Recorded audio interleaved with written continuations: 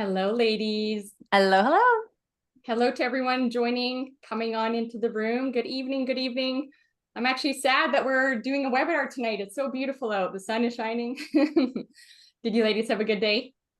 We Yes. did. Yeah. Awesome. I'm all vaccinated, actually. Oh, perfect. Crap. Right. Yes, you're going on a lovely, lovely faraway trip. Yeah. And just want everyone that's joining, I would love to hear who we have joining. So do we have office managers? Do we have practice owners? Do we have hygienists, dental assistants, admin? Put in the chat, or if the chat isn't working, even in the Q&A, just so we have a sense of who is joining us this evening. Helps us to, put out the room to the audience, as they say. So we're going to give everyone just a minute to keep floating in, and then we'll do a little bit of housekeeping, what to expect. Oh, we got a few people answering. Who do we have? Dental hygienist, owner, awesome. I'm sure I'm going to see a few familiar names. Hello, office manager. Oh, I love the variety. You never know. I mean, obviously me being a hygienist, right? And my initial business was very hygiene focused. So you never know. Is it going to be all dental hygienists, or you're going to pull in some owners and practice managers, which is what I was hoping, right? Awesome. We've got a few more dental hygienist ladies. So really good mix. That's great. Wonderful.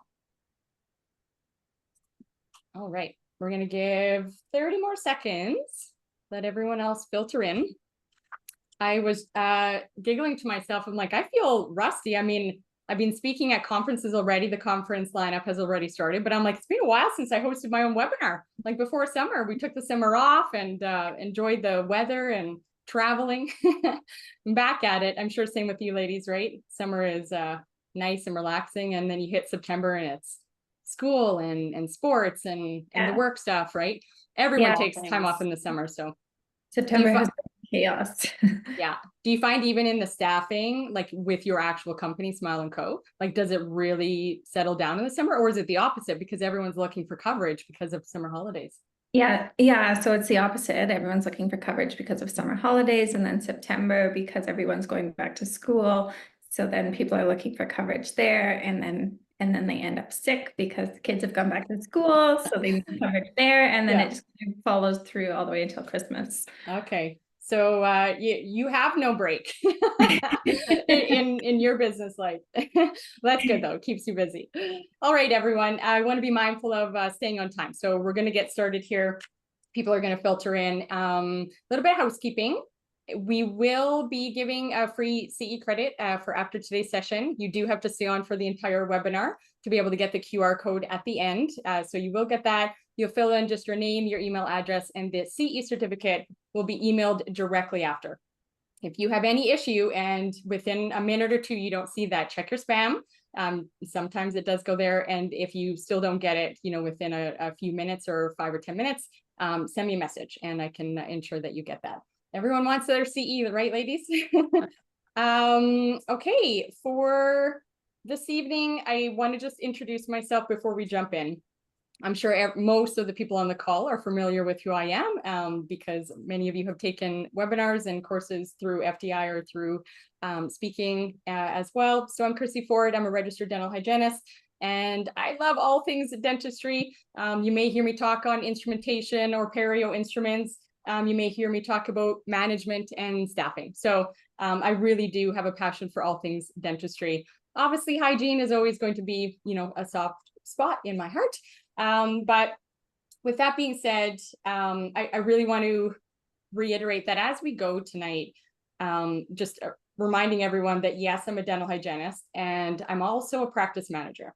And being able to see both sides, going in and coaching, consulting for hygiene and helping to build, helping managers and being able to see both sides, it really has opened my eyes into the struggles that both the clinical and the management and the admin tend to have, right? So I'm going to give my 2 cents lots as we go tonight and share some of my personal, journey and even within my own clinic, because I do believe that it is possible for all of us to be thriving and to be attracting good team members. And sometimes we just don't know what we don't know. So With that being said, I'm going to introduce you to the lovely Morgan and Courtney. I'm excited that you guys, so thank you for joining for tonight. Thank you. Morgan is a dental assistant and she graduated from the College of New Caledonia in 2004. She worked in general practice, oral surgery, taught dental assisting at Columbia College, and had worked in recruitment for really the 5 years. You started your own company, Smile & Co. in 2019, when you recognized a need for a more efficient way of finding temporary coverage, right? So really it started as a temping agency. And then you got the feedback and by experience over time, you realize that there was a lot more to that and people needed more.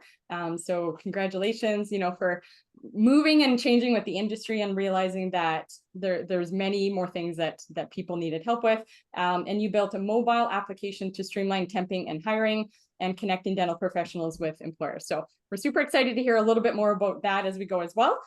Courtney has been in the dental industry for 14 years. You graduated as a dental hygienist from Durham College in 2010. Courtney is super passionate about patient and staff rapport and relationships. And you joined Smile & Co. back in 2020. So right before COVID hit, right? Yeah. Before all the craziness hit. So again, it's really nice to see the marriage between a hygienist working side by side with the dental assistant. You really can, feel the pain from a lot of that side of that clinician aspect. So I'm going to hand it over to you, Morgan. We've got a lot to cover. So why don't we start with you? And if anyone has any questions as we go, feel free to use the Q&A. We will save a few minutes at the end to make sure if there's any burning questions. If there's anything that I see coming up consistently, I might even interrupt as we go. Otherwise, I hope if you had a stressful day, staffing maybe was stressful today, and maybe after tonight you're going to know how to minimize that stress with your staffing. But grab some wine. I don't know, I was going to say coffee, but don't do that or you won't sleep. But I hope you enjoy tonight. You'll learn a few good nuggets. And again, ladies, thank you so much for joining. And go ahead, Morgan. Thank you for having us, Chrissy. We really appreciate it. My pleasure. I'm just gonna pull this up here. 1 second.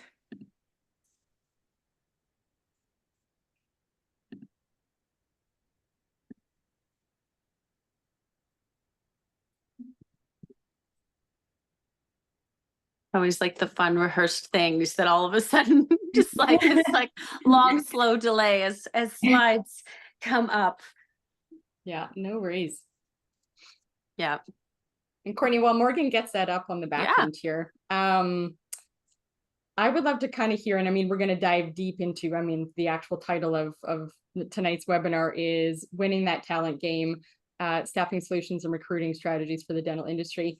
What would you say, and I mean, we're going to dive into a lot, but what would you say is kind of the number one concern that you're hearing from dental professionals right now? Ooh, it is so far. Like there are so many things, especially because naturally, like being a dental hygienist, I'm in it and I see in a lot of the chats and like what a lot of people are saying and sharing. I'm in the office. So I hear a lot of, what office management is saying. And then I also hear it from, like business side from Smile & Company. So I would say, gosh, one thing would just be like,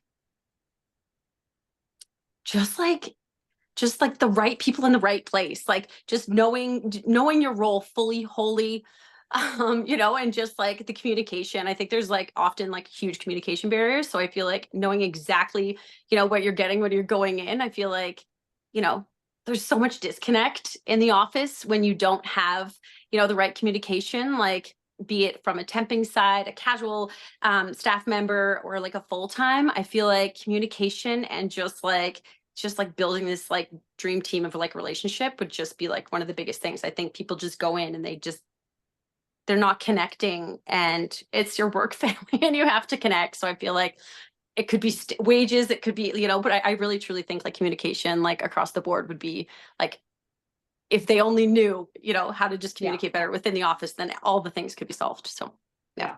That's funny that you say that. I run a team of 42, 2 different practices outside of Edmonton.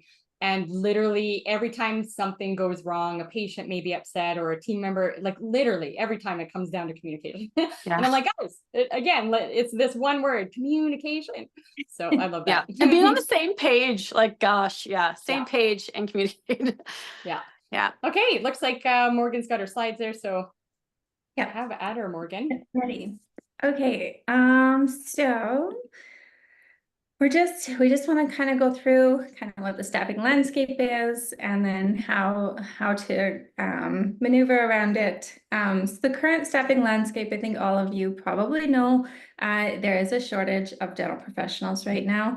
It's pretty challenging to find a really good RDA, and it's challenging to find a really good hygienist right now. So some of the things that are impacting those are, one, there's a competitive job market. So candidates are being offered multiple positions, not just one. So they have a lot of opportunity.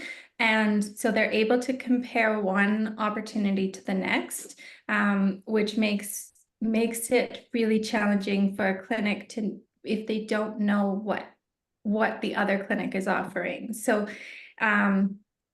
that's one thing that's putting a little bit of pressure on the staffing landscape itself. There's a lack of qualified candidates in some areas, such as rural areas. More and more people are looking for a flexible schedule, so that work-life balance. And so if your clinic's open evenings and weekends, sometimes it's challenging to find staff to fill that kind of a schedule. Workplace culture is huge. If there's any toxicity within your office, it's going to be challenging to keep those staff keep your team together, because they're going to want to go somewhere where they're happy. And so if the environment isn't a happy environment, it's going to be really challenging to keep your team together. And it's going to be really challenging to even onboard new team members, because they'll pick up on that toxicity immediately. And then the last one is employee burnout. So there's more demand, there's tighter schedules, and that will eventually burn your employees out if they don't have the opportunity to rest. It can be a physical burnout, it can be a mental burnout, but somewhere along the lines, they are going to burn out if they don't have the opportunity to rest themselves and take care of themselves. Morgan, do you find, I mean, you talked about all of these things, and I find quite often an owner or manager, they really truly believe that the number one reason, or one of the only reasons, and it may be one of the things that I'm going to dive into at the end, but a self-assessment of your team culture, right? And I think a lot of them are, there's not enough bodies, there's not enough people to fill and for sure we have a major issue, and you're going to dive into that. But do you find that sometimes that self-reflection of actually what may be the revolving door or why people are leaving their practice is also a really big issue? Yeah, I think there is a disconnect, and like Courtney was saying, it all comes back to your communication with your team. But I think that there's a disconnect because I often hear from employers that they left because they were high maintenance, or they left because they wanted to make more money, but they're not going to make more money somewhere else. But when I'm interviewing candidates, when I ask why they've left their most recent position or why they're looking for a new opportunity, the number one reason is usually culture, or they were feeling burnt out, that they were feeling like they had too much demand on their plate. And it doesn't always come down to the dollar or the wage they were making. Often it's the culture or whether they felt appreciated within the office.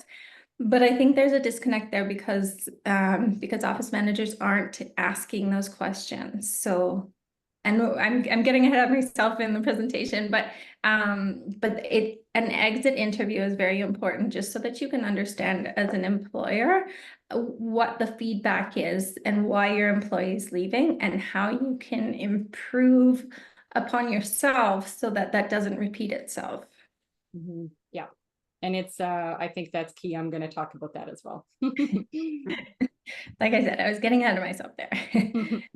I got excited. Mm-hmm. So we'll talk a little bit about recruitment strategies, but it's more recruitment strategies, I think, I think people often believe that their recruitment strategy is just posting a position and the applicants will come. Unfortunately, that's not the real life scenario right now. Your recruitment strategies are going to take a lot of dedication, a lot of time, a lot of effort. Right down to when you're starting your search for a new candidate, the most important thing to start with is not just putting out a job posting, but first you have to decide who your ideal candidate is. And not just their skills. So we see a lot of job postings that we want 2 years of experience, we want a hard worker, we want a rock star. But who do you really want? What is the personality that you want? What is the personality of your team? And what personality will mesh with your team when they come into your office? It's important to focus on soft skills as well. And if you can even utilize your team together to come up with who your ideal candidate would be, that helps to empower your team members in bringing on your next employee. And then once you've kind of developed that ideal candidate profile, then you're going to create your job description around your ideal candidate profile. And then obviously it doesn't end just at your job description.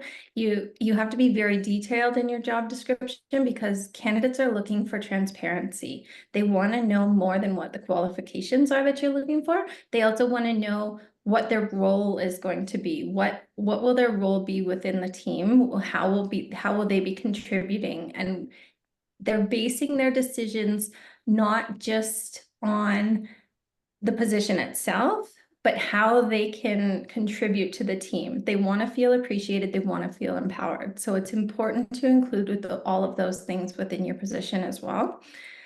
And then your onboarding experience. This is one of the most important aspects of the hiring process, because when you're onboarding, you need to introduce that new team member to your team. They need to understand, they need to feel like they're at home when they come into your office, so that they have a full understanding of what the expectations are of them, and so that they can contribute to your clinic without feeling like they're playing a guessing game on where to find the instruments or who to go to if I have questions.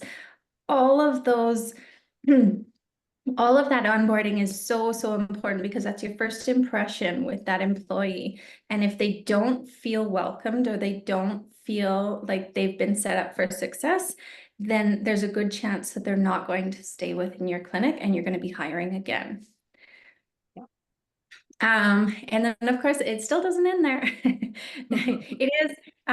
It's important for most dental professionals to be continuous learning, and it's important for their employer to be investing in their development, so that they feel like they're appreciated and they feel like they're able to contribute back to your clinic, knowing that they're continuing to develop along the way. And then just keeping your entire team, your focus should always be to keep them happy, engaged, and connecting with each other, because if any of that falls apart, then the team itself will fall apart. They won't be cohesive anymore, and then you're going to end up with a team member leaving again, and you'll be back to square one with your hiring process.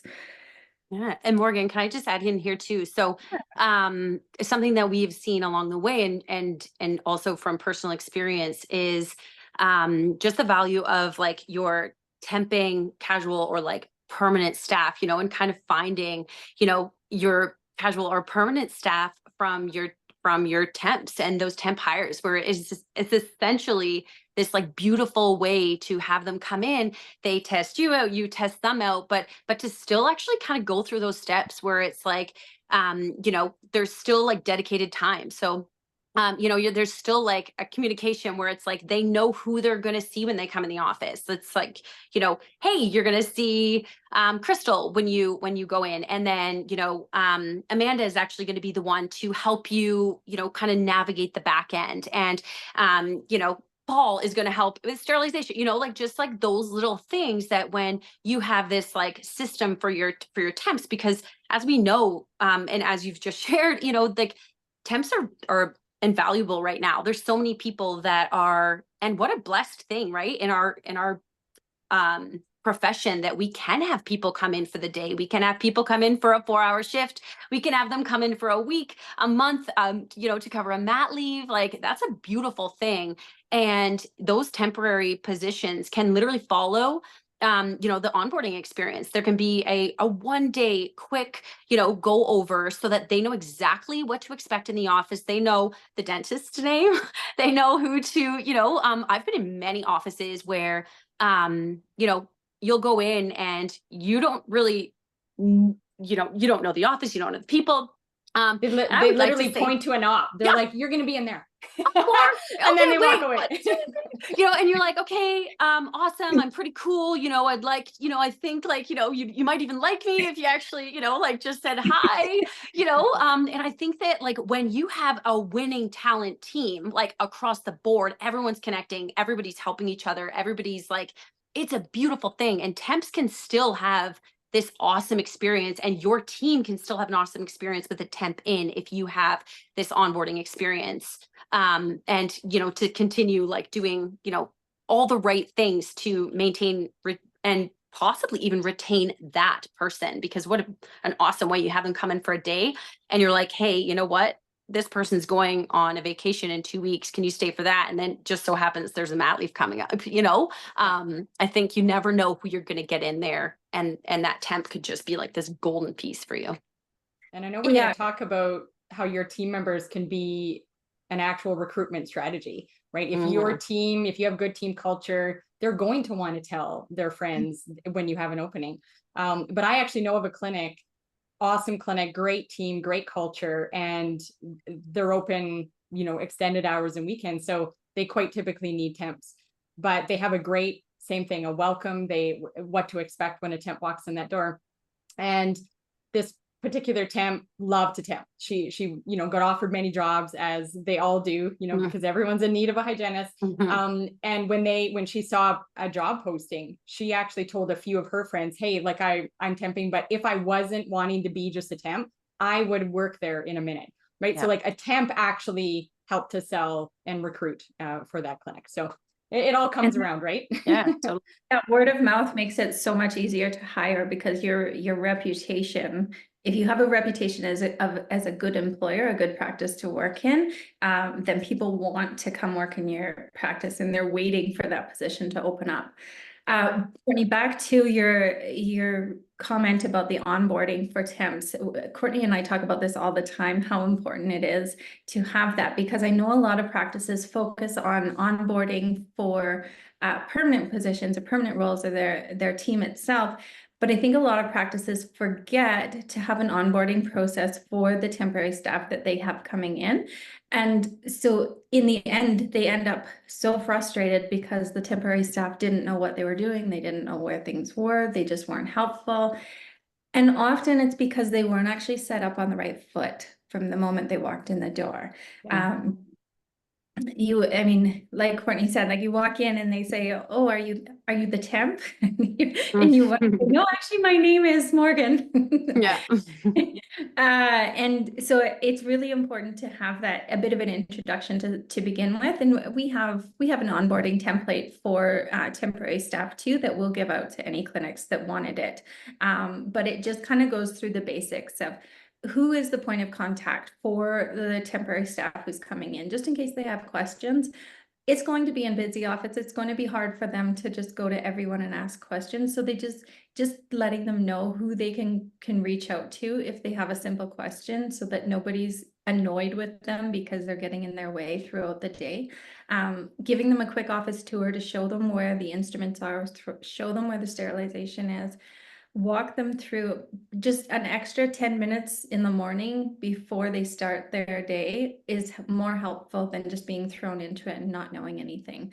So a bit of an onboarding checklist for your temporary staff can set them apart. And then who knows where it could go from there. I mean, if they felt appreciated or felt like they were onboarded really, really well, maybe they would want to come work in your office when you have a permanent role opening up. Yeah. And for every hygienist that is on the call that has taken something of mine, you know, my passion for a good perio department. We take it a next level. I mean, we don't typically need temps because we have, you know, we have like 13 different hygienists and people are part-time. So we have our own internal, you know, temp system, but we have a standard of care, right? So because I hear this as well, like, oh, you know, temps don't care. They didn't probe at all. And I'm like, hey, but guess what? Every clinic is so different. How about you write out in your onboarding, right? So this is our standard of care. If you see that the patient hasn't had a probe, and yes, I mean, there are things that a standard of care should be calibrated, which is again, one of my passions. How do we fix that problem? But if they don't know what your standard of care is, have it set out, have it written out, right? And whether that's a dental assistant, and we actually go as far too, even from a dental perspective, from the dentist, this dentist, this is his setup. This is what he likes. These are the, you know, how can we set the stress level for the doctor to have a temp and bring that down? It's all about pre-planning, right? And once you do it, sure, someone has to sit down and do it. But once you have it, it's in a manual or a binder and you have it forever. So it's an invaluable tool for sure. Yeah, and when you set those expectations, it just makes it so much easier for the person coming in to understand what they're expected to do. Yeah, right from the start.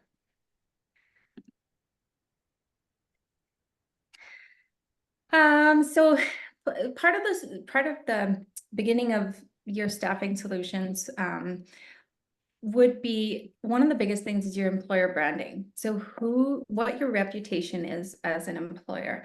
I know, I think in general, people have a hard time asking for the feedback.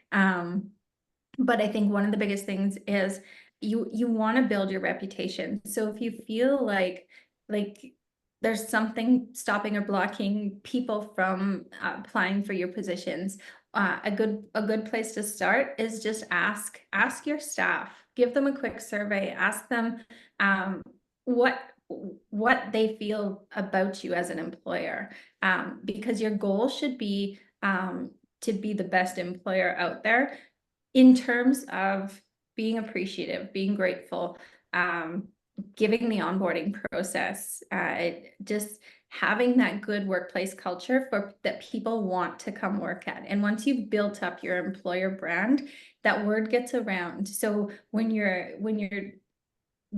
current team goes out for dinner with other colleagues, they're going to be talking about the great experience that they have at work, how much they love their office, how they wouldn't want to work anywhere else because they have such good connections with their office.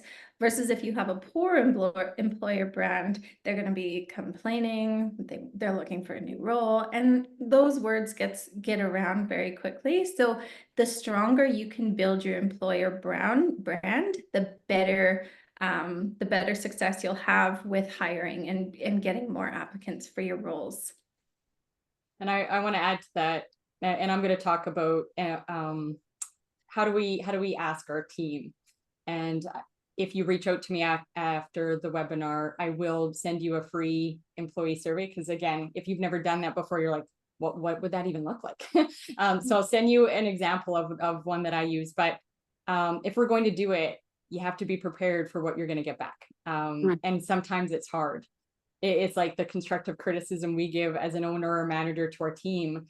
It's hard for them to hear it, but if they want to improve, they'll take it and they'll improve, right? Same thing goes the other way. So it might be hard. You know, there might be issues that you didn't know were there, or issues that maybe you knew, but you wanted to put the head in the sand and ignore because they were hard to fix. But at the end of the day, you can't have an employee brand of a place that people want to work if you don't know how your current staff feels. Yeah.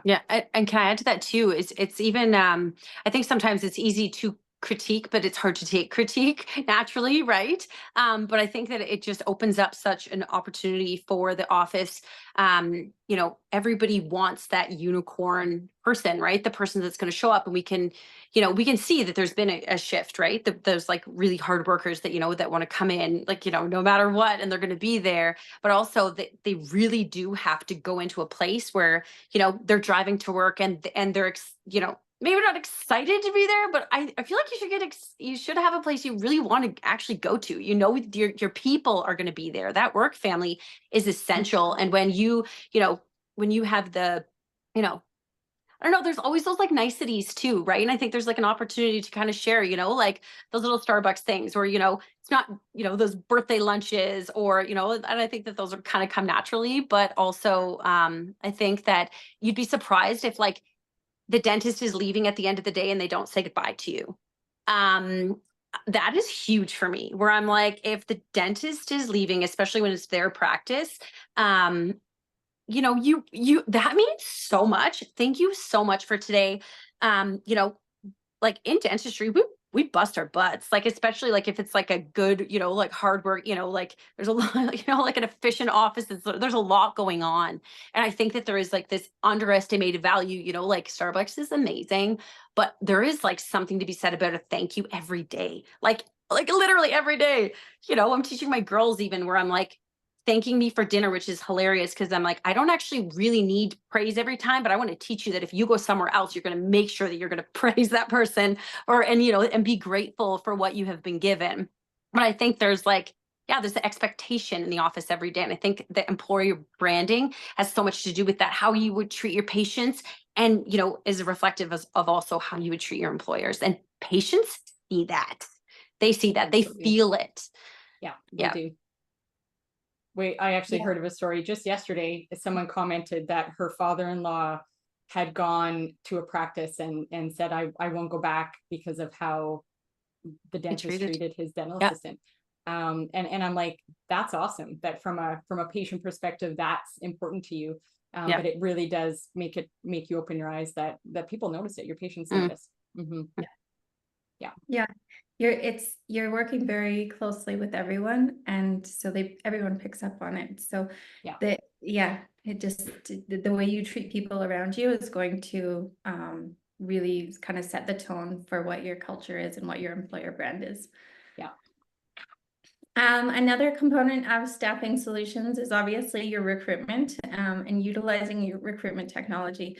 There's a lot of options out there for sharing your roles, sharing your positions. LinkedIn is a really great place to network with other professionals. It's a great place for learning, and you can post your role there, and your audience is most likely the audience that you're looking for, because you're likely connected with other dental professionals.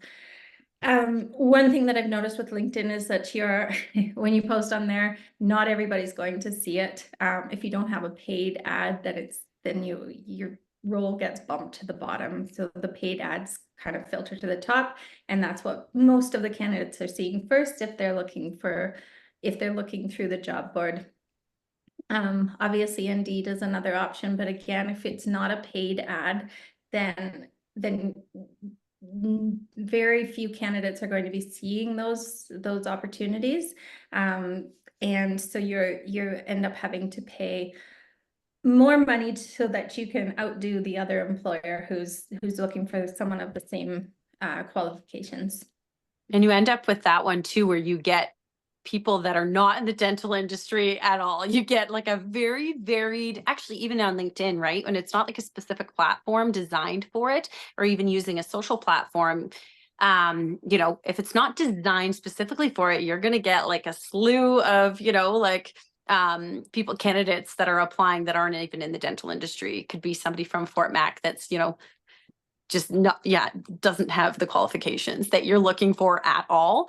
And so always just something to like look for is naturally. And I love, even if you put in like what you are requiring to apply, it doesn't matter. they either ignore it or they don't care. And it really does take a lot of the time and effort that your manager or hiring, you know, person has to sift through that, right? So so tell me a little bit about, and I'm going to ask you about LinkedIn.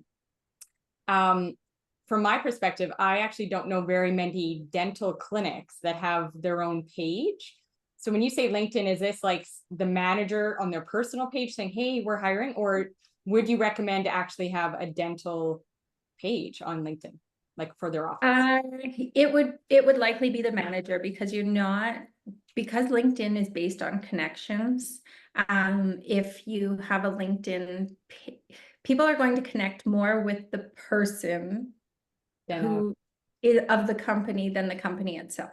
Okay. So if you're posting, if you have, it is a good idea to have a page, but your manager or your practice owner still have to be sharing it. Your team members could share it on LinkedIn as well. And it's quick and easy for them to do. It's literally just like a click of a button. So if you involve your team, which is also beneficial, then it helps to bring in more, because the more awareness for your role, the better it is. The more eyes on your role, the more people can share it. They may or may not be looking for a new opportunity, but they could have a friend who's looking for a new opportunity, and they can share it with that person. So the network on LinkedIn is really, really beneficial. The job postings themselves and expecting candidates to apply from their job board, maybe not so beneficial. Because that's where you're going to get people who aren't living in Canada. You'd have to wait for their license to transfer, or they're not even meeting the qualifications. Yeah. And then just one other note on that, posting on social media, again, your audience for posting on social media, like if you were to use Facebook, there's Facebook groups, there's a larger audience, but there's also hundreds and hundreds of jobs being posted on those social media groups. And so again, keeping your job at the top is going to be challenging, because as soon as someone else posts, then your post gets bumped back down. So trying to keep your post at the very top is a full-time job, and then having an expectation that there's professionals hiring or applying for your position or looking for roles on Facebook for a position, maybe not the most professional place to be posting your job, versus LinkedIn is kind of built for professionals, and people are there to learn more and engage with other professionals. So it's definitely a better platform if you're looking for hygienist assistants, other associates. And then there's obviously Smile & Co. We have Tell us more. I will. So Smile & Co. just built our mobile application. We previously had a progressive web app that was built specifically for temping, but last year we incorporated permanent hiring into the application itself as well. So when dental practices register for Smile & Co., they have the opportunity to post both permanent and temporary roles. And within this, it's dedicated solely to dentistry. So when you're getting your applicants that they have dental experience, they've been pre-vetted, their resumes already uploaded when they register with Smile & Company. We've verified their qualifications. We've confirmed that they have their license to practice. And then within that, we have accountability. So if they've been temping, then you're able to view any of their previous ratings based on the experience that another practice has had with them. When you post a job, it's immediately delivered to all of the candidates who are registered with our system. Once it's delivered to them, because they're pre-qualified, they can just click and apply directly. And if you're interested, then you can shortlist them directly in the app. You can schedule interviews with them. And if you even wanted to bring them in just for a temping shift, just to see how they fit into your office, you have that opportunity as well. The way that Smile & Co. is built, our goal is just to connect dental professionals with dental practices. So we don't charge any additional fees. If you have temporary staff coming in and you find someone that you love and you just offer them the role and they accept, we don't charge an additional placement fee. So it's more cost effective. And everything is location based. So for any temping shifts, it's going to be delivered to candidates that are within your area. It's based on 150 kilometer radius, so that because that's about the the max commuting distance that anybody wants to go for 1 or 2 shifts. And then your permanent roles are delivered across the province. So if you're, say, in Fort McMurray, which can be a challenging place to hire for full-time roles, your position would be delivered to people in Grand Prairie, Calgary, Lethbridge. Medicine, Yeah. Yeah. across the province, so that you're getting more traction, more of an audience for your role. And then for the dental professionals, it's simple and easy as well. Once they've uploaded their resume, shifts and positions are delivered directly to their phone. If there's anything that interests them, they can apply directly. As soon as they apply, their resume is delivered to the practice, so that the practice is aware of who it is that's applying for their role. Again, they can be shortlisted, they can be contacted directly. There's a chat system, so you can chat back and forth. If you have any onboarding documents, you can send the onboarding documents through the chat system. And then if you're doing a lot of temping, there's an employment history so that you can keep track of the shifts that you've previously worked. And is there a different section then for temps and temp shifts compared to if you have a job, or is it all kind of combined under the same, and it's just got, you know, under the same dashboard, but one area and then another? Yeah, the dashboard, sorry, 1 second. The dashboard is just kind of the main area. Once you click on the shifts that are available, once you click here, you can see it's divided into temporary roles and permanent roles. Okay. So it would be very clear if someone's like, I'm not a temp, I'm looking for a permanent position. Oh, here are, you know, 10 jobs in my area. Yeah, the dashboard is more simplified, but then once you click on the available shifts, then you'll be able to see a column for temporary shifts and then a column for permanent roles. And now the one part that I thought was genius and I love is the rating system. So you're going to rate them and they're going to rate you. So question to you, if someone comes to your platform and they are looking for a permanent job and they look at this one and it all sounds really good, can they see the job review ratings from the temping side before they decide to like apply permanently for this one? You can see that even there? Okay, that's cool. So the clinic ratings, anyone who's rated them will show up under their profile. And then same with the temporary staff. Any ratings that they've had previously will show up under their profile. So when they click apply to any of the positions, their profile will be sent to the office, and the office can view and see their previous ratings, what their previous experience is, their resume, all of that information. And then same thing for the dental professional, they can see any of their previous ratings, and it's all just based on a star rating system. So there's a series of questions and they just have to fill out a star rating based on their experience. And it's like for the dental practice, it's the atmosphere, the scheduling, what the communication was like. Very, very straightforward Basic, questions that are important to most people. That's awesome. Yeah, and so say even just to go a little bit on this too, for a dental professional, it is free to join. So of course, like for yourself, you could jump on, or, you know, if you know somebody that is looking or would be interested in a position, being it temporary or permanent, to hop on and get their profile up there. It's free. And then it is a monthly subscription that is all inclusive. So everything is all in one, like there's nothing hidden. There's nothing, you know, little add-ons here or there. And the shifts that you can seek on there would be dentists, RDAs.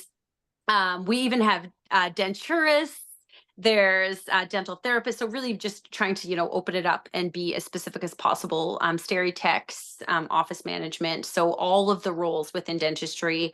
And yeah, it's really nice too, because, you know, you can pause your subscription at any time too. So say you're in a really big hiring blitz and you really want to get, you know, as many candidates You could do temping, shifts and a permanent hiring thing and just see who kind of comes on both. You can really kind of get creative within the app and play around with it too. So there's a ton of value. And then of course, a special offering at the end, but we'll wait until then to keep going. Perfect. Awesome. And then it all comes back to the candidate experience. So what is their experience coming into your office? And that's going to set the bar. If they come into your office and they don't feel appreciated, if they don't feel welcomed, they may not return. So, but if on the flip side, if they come in and your team is super welcoming, you try and get to know them, you show them around the office, you give them instruments that they're able to use. Those are all very important aspects because that's what they're going to remember your office by, and that's going to be what makes them want to come back and work in your office again. So whether it's just for a temping shift or whether it's just for the interview, or it's their first day on the job, you have to carry that experience along the way. It's just really important because you want to make your employees want to come back.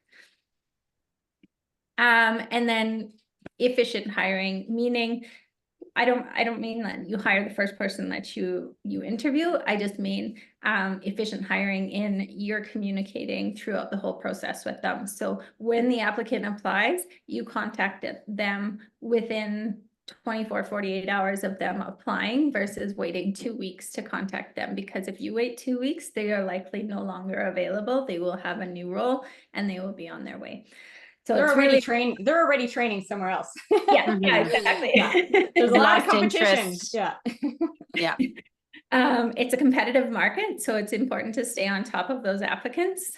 So as soon as you receive that resume, you want to contact them as soon as possible and get them in for that interview as soon as possible. Whether it's just a phone interview to do a quick screening, to make sure they're kind of aligned with the initial qualifications that you're looking for. And if everything seems like it's a good fit, then you move on to a more formal interview from there.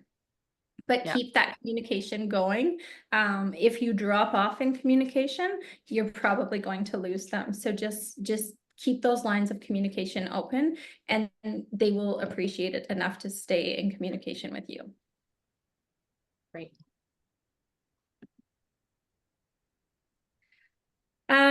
So your talent acquisition shapes the culture of your practice. This just means the people that you're bringing into the office are going to be the people who are the face of your practice, and that's who's going to be bringing your patients back time and time again. So if you don't have a good talent acquisition strategy, then it's going to be really challenging to keep your patients because, as Chrissy mentioned before, your patients do pick up on it. So they are able to feel that vibe. So if you don't have that positive workplace culture, then your patients can sense it too, and they may end up leaving the practice because they don't feel comfortable when they're in the chair. Yeah. And overall, I think the two most important concepts are always your communication. Your communication, I can't repeat it enough. Your communication is the most important thing. People need to know. People need to know what your expectations are. People need to know what the next steps are. Just those open lines of communication are always the most important. And then a positive workplace culture. People want to be happy for the 8 hours that they're working in your office. They don't want to feel stressed. They don't want to feel like they're underappreciated. They just want that positive workplace culture. So just like Courtney said, a simple thank you goes a really, really long way. Yeah. And it will keep your team together for a long time. Mm-hmm. Are you done your slides there, Morgan? Yeah. Yeah. Okay. Okay. I'm going to share my screen. I'm just going to build off of a few things that Courtney and Morgan talked about. Can you see my screen there? Okay. Yep. Perfect. I'm going to talk about the things that I see the biggest struggle. I get to work with a lot of clinics. I get to see a lot of things, and I'm going to share my experience with my clinic as well, you know, from starting as a team of 4 to 42 and two offices and being a manager myself. But I I really want to reiterate that just because we're having a staffing issue, and it's here to stay, it's not going to go anywhere. And, you know, there's a lot of people that are putting great things in place that will hopefully help bring more people to the table. But at the end of the day, I believe prevention is the key. So we're going to go again and again on the team culture. If we can keep our existing team members, now, don't get me wrong, people have to move, you know, for jobs and life and things like that. But if we have a good place that people won't leave, you won't have to worry about creating a strategy and talent acquisition. So I'm going to dive into a couple things here, just to reiterate a few of the things that you talked about. So prevention's key. How do we keep those team members? Oh, my slides, there we go. So I'm going to touch back on the employee satisfaction. And as I mentioned, I do have an employee survey. If you would like to see what that could look like, just email me from the website and just say, hey, can you please send me that download? And I'll email it to you. But a lot of owners and practice managers are scared to ask that question. And I get it, right? It's a hard question and you don't want to hear maybe negative things that are coming back to you. But at the end of the day, if there's something broken, you won't know how to fix it until we know what that is, right? So, you know, we talk about assessing our patients all the time. How do we have the highest standard of care clinically? We need to assess our office and our team as well, and how they're feeling. So an employee satisfaction survey, it will improve your employee retention. It's going to gather honest and unbiased feedback. So have it anonymous, right? So you don't need to know that Betty thought that, you know, the manager treats her poorly or whatever it is. Like, just have it so that they feel safe. It actually can improve your productivity and engagement because your team is feeling heard.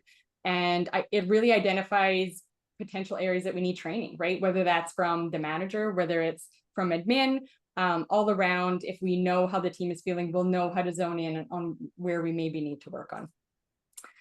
I'm going to touch on just a few top retention strategies. Some of this, again, kind of goes back to what you were talking about, but just to reiterate, hire the right employee, right? And I get sometimes people are like, Chrissy, if they have a pulse, I needed to hire them. There was just no other option. And I just say, like, if you can wait, if you can until you find the right employee, because at the end of the day, you can train, like maybe someone doesn't have all the years experience that you're hoping for, but if they're the right culture fit, you can train skill. And I'll say that again, you can train skill, but you cannot change or train a personality. So if they're not the right personality right from the beginning, and I know every manager and owner on this call can agree, we've done that one hire that we're like, oh, why did I do that? They're just not the right fit, right? It's hard, but stick to your guns. Improve your onboarding process. This is really, really important. And I see this really, really weak. Onboarding in a lot of practices looks like, give me your information so I can enter you into Ceridian Power, you know, to do your payroll. And here's your opportunity. You start on Monday, your shift is 8 to 4, right? And they think, well, they're a dental hygienist, they're assistant, they know what they're doing. But if we don't onboard them properly, you will have issues. And actually, I found the stat research shows that organizations with a strong onboarding process can improve employee retention by 82%. Like, that's huge. So it does take time, it takes effort, and it takes money. But in the end, your ROI back to not have to replace those team members and to have a good functioning team, it is worth it every day of the week. Encourage that communication and that feedback with your survey. Yeah, go ahead, Morgan. Sorry, I was just going to say, to add to that, if you have one person in the office who is just not a fit, and it's just not a culture fit, that can actually snowball to other employees, and you could lose more than one employee. So it's really important to have those soft skills, to hire based on those soft skills, not just the technical skills. Yeah, this is a big one. And I wish I had 3 hours to really dive deep into this, but I promise we'll have more courses in the future on this kind of stuff. But train effective managers and leaders. I'm a manager, and a lot of what I do was self-taught. And I know a lot of the managers on the call are agreeing that that's them too. We're not HR people. We didn't, you know, go to school to do HR. I mean, there's so many aspects. A lot of them are doing admin, they're doing HR. They might get called because they were a clinician. Now they're getting called to actually fill in the hygiene chair or the assistant chair because we're short, someone was sick. There's a lot on the plate. And I'm going to give you this stat, 58% of employees, this isn't dental, but across the board, employees who quit blame their manager. So this is really important for all the owners on the call. We need to send our managers for training as well. They need continuing education. They need to learn, how to manage that team culture and positivity and build a team that has that good culture. And a lot of them they don't know what they don't know, right? They come in, they're promoted from a clinical aspect, but they actually have no formal training of how to manage people or lead people. Prevent burnout. Create a good team culture, which I think we've talked enough about. Appreciate your employees, be competitive in your compensation, right? And I'm going to talk in a moment what hygienists are looking for. You don't have to be the highest paid, but you also can be the lowest paid, or no one will even apply for your ad. And education and career development. This was from a stat from 2019. Tells us that 94% of workers say that they would stay at a company longer if their employee invested in their career. So there's a lot of offices that don't offer any kind of CE or don't send their teams, to learn together. It's one of the best things that you can do for your team, for sure. If you want to know what an onboarding should look like, I wanted to put this slide. I'm not going to go into great detail on this, but I hear this question all the time, like, well, Chrissy, what does an onboarding look like? Like, what do you mean by onboarding? It really is this, from the letter, of engagement, welcoming them, telling them, where to park and where you're going to find, A, B, and C, having that 30, 60, 90-day plan. We're going to discuss, we're going to check in, we're going to see how you're doing. Here's what our training is going to look like. Giving them the employee handbook. What does that look like? If you don't have one, you need to get one. Your HR, your paperwork, your IT staff, office culture and protocols. So what is your office built on? What do you want that to look like? And then skill building and mentorship. So again, a lot of offices are like, she's a hygienist, she doesn't need any training, but there's a lot of differences from one office to another. Or if you're hiring a brand new grad, they need mentorship. And whether that means it's someone you're hiring like myself for Dental Institute, or you have a leader in your practice that is going to mentor them. We just have to take that, appreciation that it's really, really critical. Set yourself apart.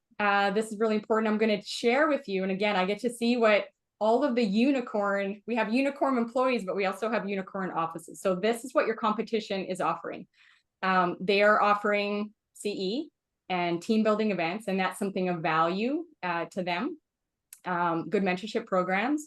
They use good quality instruments. They have good technology, autonomy and empowerment to their team, right? There's not that micromanaging, competitive pay, which is important. Sick days. Some offices are offering sick days, bonus or benefits, and some offices are paying for yearly license dues. So that's some of the extra things beyond just paying a good competitive wage that you have your competition that they're seeing in their advertisement.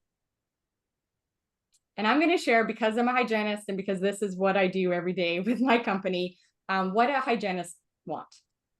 How are you going to attract a hygienist to want to even apply or to take the job at your office? So I'm going to share two scenarios. Your new grads are looking for the high wage, and I feel bad for them because they don't know any better. So when they see an ad and it's the highest out there and they're like, oh my gosh, that's $10 more than another, I just hope and pray that they have an experienced hygienist to lean on to pick their brain, because they don't know any better. Every experienced hygienist every day of the week will agree that a high wage is not what you're looking for. I mean, they don't want the lowest either, but they are willing to take a lower wage when there's good team culture, when we have individualized appointments based on the patient need. It's not everyone gets 60 minutes or less. Quality instruments and time to keep their instrument sharp. Autonomy, again, that micromanaging, ethical billing, and equality between departments and breaks. So I've done a few surveys in a few hygiene platforms, all the way from Canada to the US, and probably between my 2 to 3 that I put out, I can say I probably have had about 1,500 responses. And wage usually comes number 3 on the list, just to let you know. Office managers and owners, if you're looking at attracting, and I'm sure it's the same for dental assistants as well. If you're looking yeah, go ahead. Oh, sorry. I just like this one. Okay. Like, as like, what do hygienists want? Right. But another thing is that when your hygienist is in the chair, naturally they are aware of, their what they're billing, and they're aware that, you know, each treatment and each, you know, service that they're providing has like a number associated with it. And I think that when they feel all of those things, like I can't say enough of like all the things that you have just shared, like for every single employee across the board, when they feel like they are a part of the team, and that, you know, when they're hired in slowly, you know, it's like they're going to take more time to leave. If they're like brought in fast and hot, they are going to leave fast and hot. Like they don't, you know, you didn't care to bring them in properly, they don't care to leave properly. So, you know, I think that there really is like a respectful, you know, just, you know, professional way to be able to build in that relationship, and, you know, and to build that employee, but their ROI will reflect when all of those things are checked. So Yeah. when, you know, you will see that you know, that their billings will be higher when they feel like they have enough time, when they feel like they know everything that they're supposed to do, when they feel like they know exactly what the office is expecting of them every single time, you know, from, you know, how many x-rays, and obviously that comes with time, but I think that they're like, you can start them off so well in the beginning, where they are going to, you know, it may take a little bit of a slower period to be able to really build them into this, but then they're going to, you can build them into your rock stars, because their billings will show from, you know, what they feel that they are being appreciated, and you'll see the return on your investment of that time. So yeah. Anyway, sorry. For sure. And I always like to say, this is my motto, and everyone that's worked with me knows this. When we do what's right for the patient, it does what's right for the practice. So when we talk about billings, I'm always like, I don't care what you bill an hour. I care what you clinically are doing for your patient. And when we do what science and evidence, and we have the proper time to do that, that's how we build something special, right? And those are the offices. And people all the time are like, you know, oh, you know, you must be struggling. You know, you opened a second clinic in the middle of COVID. I'm like, guys, I literally have a stack of resumes of people waiting to work at our clinic because of what we offer beyond the wage, right? And so I'm not the only one. You can build it too. So I'm going to end here. Build your employee and practice brand, as Morgan started at the beginning. If you build it, they will come. If you have a stellar employee brand or employer brand, not only will your team do the recruiting for you, but it will also attract the right culture fit for you. Okay, we covered a lot, and I know it was fast, and we could have honestly went into every topic probably another half an hour, but we only had an hour. So I thank everyone for your time. I know after, you know, working and almost the end of the week, I really, really do appreciate everyone and your time. Here is your QR code. And as everyone takes a picture of that, ladies, why don't you tell everyone about the special offer that you are offering to try out Smile & Co. Yeah, so Chrissy has a promo code that we've provided for a 1 month of free service with Smile & Co. Once you have the promo code, you can just go to our website, register your clinic with the promo code, and it will automatically take off that first month free for you. And then you can post as many jobs as you need, whether they're shifts or permanent roles. You can post hundreds of them if you really need to. And then if you ever have any questions for us, we're always here for you to reach out as well. Even if it's just questions about hiring, really anything, we're always happy to help. Awesome. So I'm going to be sending out an after email. It's going to come to you tomorrow. And in that after email will be the promo code for the Smile & Co. And I do just want to reiterate, if you're a dental professional, there is no fee. Go up and sign up. If you're looking for a job or if you're looking for temping, no fee involved. But if you're a clinic, if you're a business, that's where this promo code will come into play. You'll get that free month. So that's fantastic. Thank you for offering that. If you have any questions or anything that you'd like us, to go back over, send a quick message in the Q&A. I'm just going to open that up and make sure that we don't have any questions. And if hopefully everyone got the QR code. If you didn't, what mail to request the survey questions? I will say it here, but if you also go to the Ford Dental website, Ford Dental Institute website, it will be on there, but you can actually contact me just directly through the website. It'll be easier. You don't have to remember anything. Just Google Ford Dental Institute, and on there, just go to the contact. Or info@forddentalinstitute.com. And I can email that survey to your employee survey to you. Any other questions? Ladies, anything from your perspective that you want to go back over? We got some thank yous. So thank you, ladies, again for joining, and thank you for everyone for joining us this evening after a full day's work. And I hope that your staffing situation, you got a few nuggets out of this, and you can take that back. And I mean, times are changing, right? Gone are the days of just putting your ad on Facebook, or Kijiji was my go-to. Oh, yeah. Yeah, I'm like, do people still do that? I don't know. I don't know, actually.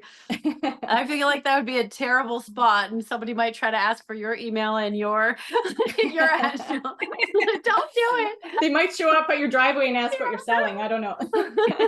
Yeah. Awesome. Lots of thank yous, but no more questions. So thanks, everyone. Have a great night. Awesome. And thank Okay. you. Thanks for Thanks. having us. Thank you. Okay, bye-bye.